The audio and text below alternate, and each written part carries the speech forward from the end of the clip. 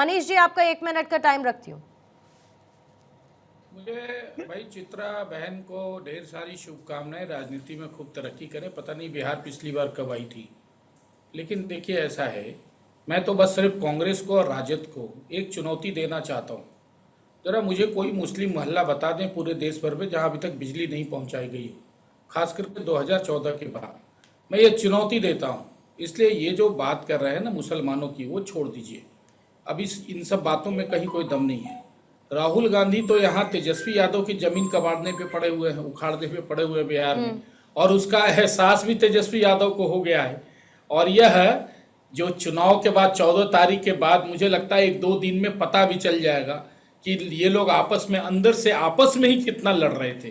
भाई एक तरफ राहुल गांधी जो है वो 2029 के लोकसभा की चुनाव की तैयारी कर रहे हैं, और उनको पता है कि अगर राजद थोड़ा सा भी सीट ज्यादा ले आएगी तो 2029 में मुझे उसको लोकसभा के ज्यादा सीट देने पड़ेंगे। अच्छा, तो जहां एक तरफ कांग्रेस राजद को गाड़ने की राजनीति कर रही है, वहीं राजद अपने अस्तित्व की लड़ाई लड़ रही है। वल्लभ जी देखिए बिहार में इस बार बहुत क्लियर पिक्चर है। ओके सर, उत्पल वल्लभ जी, अब आपको सब सुन पाएंगे।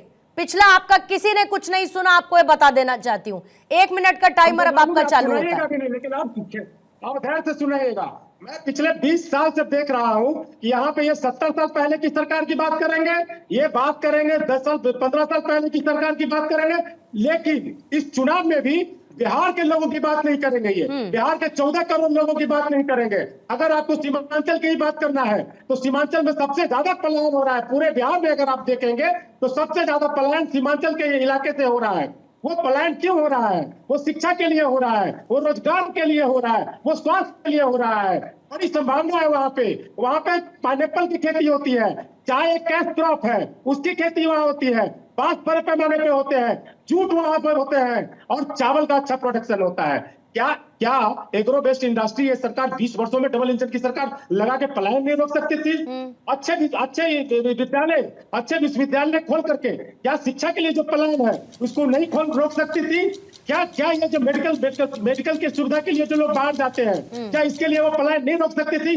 आज भी ये बात नहीं कर रहा है। इसका जवाब किशोर कुणाल जी देंगे। बीमार हिंदुओं को कुणाल जी, स्पेसिफिक जो सवाल उठाए हैं वल्लभ साहब ने कि क्या बीते 20 सालों में ये नहीं कर सकती थी वहां की सरकार, तो बता दीजिए कि वहां पर क्या स्कूल नहीं खुले, क्या वहां पर कॉलेजेस नहीं खुले, क्या वहां पर निवेश नहीं आया, क्या वहां पर फैक्ट्रीज नहीं लगी, क्या पलायन को आप लोग रोक नहीं पाए? अरे साहब हो गया वल्लभ साहब, हो गया सर, हो गया वल्लभ साहब, अरे हो गया सर, हो गया वल्लभ साहब, अरे हो गया सर, वल्लभ साहब 1 मिनट हो गया।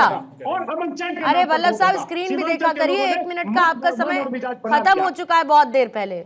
कुणाल जी।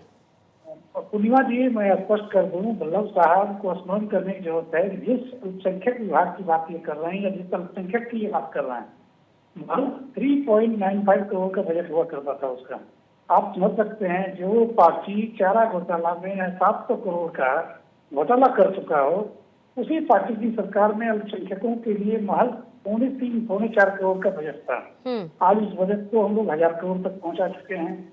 स्कूल खोल चुके हैं, मदरसा के आधुनिकीकरण के लिए विश्व बैंक का सहयोग लिया जा रहा है, अंतर्राष्ट्रीय स्तर के सुविधा उपलब्ध कराई जा रही है। और हमारी सरकार, हमारी पार्टी और माननीय नीतीश कुमार जी ने कास्ट क्रीड कम्युनिटी से अलग हटकर सभी वर्गों, सभी धर्मों के लिए बराबर काम किया है। और हम लोग, हमारा यही मैसेज रहा है, हम लोग बिहार की जनता के पास अपने काम के दम पर, अपनी नियति के दम पर, अपनी क्रेडिबिलिटी के दम पर जनता के बीच जा रहे हैं। और मुझे बेहद खुशी है और आत्मविश्वास है कि यहाँ की जनता सरकार को, नीतीश कुमार को बहुत ही मजबूती के साथ आपका क्लोजिंग कमेंट जल्दी जा रही है।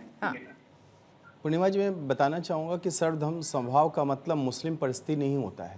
और रेवंत रेड्डी जो ने बोला कि कांग्रेस का मतलब है, कांग्रेस का अर्थ है मुस्लिम और मुस्लिम का अर्थ है कांग्रेस, वो मुझे लगता है सेकुलरिज्म की परिभाषा कहीं से भी नहीं हो सकती है। सेकुलरिज्म की परिभाषा होती है जिसमें सभी वर्ग आते हैं सामने, लेकिन किसी एक विशेष वर्ग को आप बार बार उसको चिन्हित करें और उसको आप वोटों में तब्दील करने की कोशिश करें, ये सेकुलरिज्म की परिभाषा कहीं नहीं हो सकती। और बिहार में यही चीजें तेजस्वी यादव की तरफ से, चाहे राहुल गांधी और राहुल गांधी की पार्टी की तरफ से होता है, लेकिन वो सिर्फ जनता को ठगने का प्रयास करते हैं और उनका एक ही नारा होता है कैसे फिर से ये अपहरण, फिरौती और गुंडागर्दी स्थापित कर सके।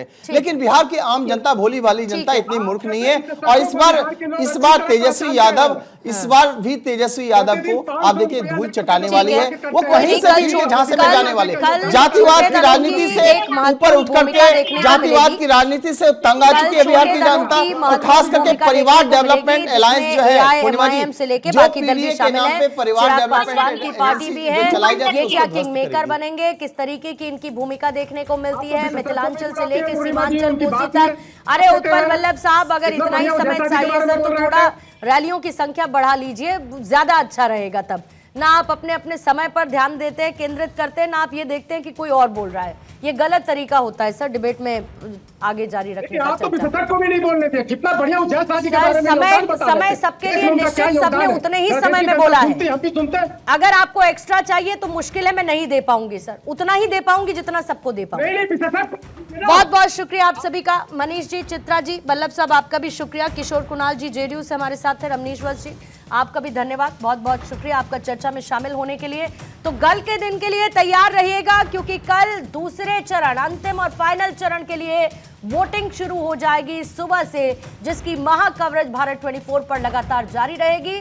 दहाड़ की चर्चा में आज के लिए फिलहाल इतना ही।